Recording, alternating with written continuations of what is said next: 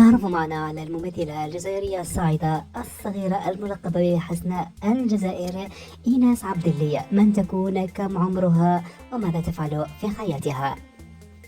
مرحبا بكم متابعي قناة سكوب جزائري. لا تنسوا الاشتراك بالقناة والضغط على زر لايك ليصلكم كل جديد.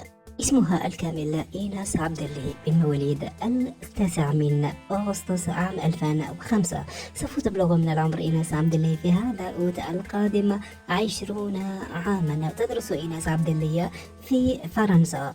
اشتهرت إيناس عبد اللي عبر مواقع التواصل الاجتماعي خصوصا انستغرام، والشيء الذي ساعدها كثيرا هو ظهورها في برنامج دارناشو الكوميدي عام 2017. خطفت إيناس عبد اللي أنظار الجزائريين بجمالها الساحر وملامحها الروسية، هذا ما ساعدها في اشتهارها بشكل كبير وعلى نطاق واسع في الجزائر. كذلك يشبهها الجزائريون بممثلات روسيات مثل مونيكا بيلوتشي.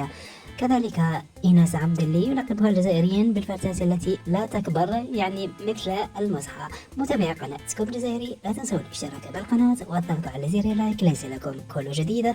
طاب مساؤكم.